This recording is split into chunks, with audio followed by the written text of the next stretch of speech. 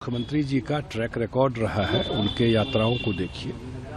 और जब भी यात्रा पे निकलते हैं मुझे लगता है कि दो पार्ट जो है उनके यात्रा का है। एक पार्ट जब फील्ड में जाते हैं, फीडबैक लेते हैं और लोगों से मिलते हैं, तो डायरेक्ट कम्युनिकेशन करने से एक पॉलिसी बनाने में भी सुविधा होती है, सरकार की योजना बनाने में। और दूसरा जो जमीन पे काम चल रहा है, जो खुद मुख्यमंत्री जी जाके इंस्पेक्ट करते हैं, रिव्यू करते हैं, हर एक पैरामीटर को देखते हैं, पूरा पटना का से प्रशासन के लोग वहां रहते हैं, तो जमीन पर काम और स्पीड अप हो जाता है। मुझे लगता है बिहार में अगर इतना काम जमीन पे उतरा, उसका एक बहुत बड़ा वजह मुख्यमंत्री जी का यात्रा रहा है।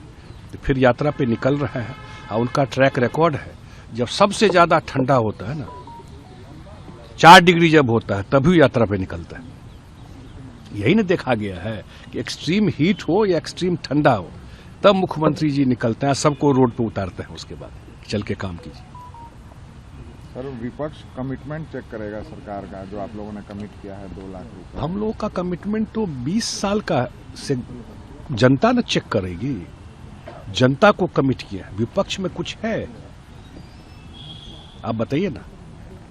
विपक्ष तो ऐसा है कि इस चुनाव में क्या लोगों के बीच में क्रेडिबिलिटी है, विपक्ष को खुद अपना इंट्रोस्पेक्शन करना चाहिए।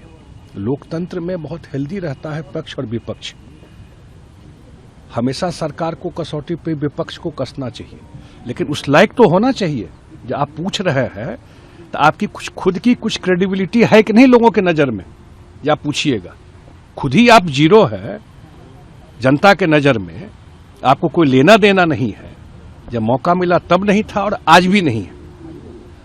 इसलिए जो कुछ कमिटमेंट हम लोगों ने किया है, और हम लोगों के 20 साल का ट्रैक रिकॉर्ड है अपने काम का, लोगों का विश्वास है, तभी तो लोग वोट देते हैं। इसलिए जो भी कमिटमेंट है, सारा कमिटमेंट हम लोग पूरा। जैसे कि मैं सो रहा हूँ तो पिताजी को जगाना है मुझे, तो वो डायरेक्ट उठाने के बजाय, और हिंसा की परंपरा मेरे यहाँ नहीं थी सौभाग्य से, तो वो क्या करते थे कि उस कमरे में आ जाएंगे या बाहर से गुजरेंगे और चौपाई बोलेंगे, प्रात काल उठ के रघुनाथा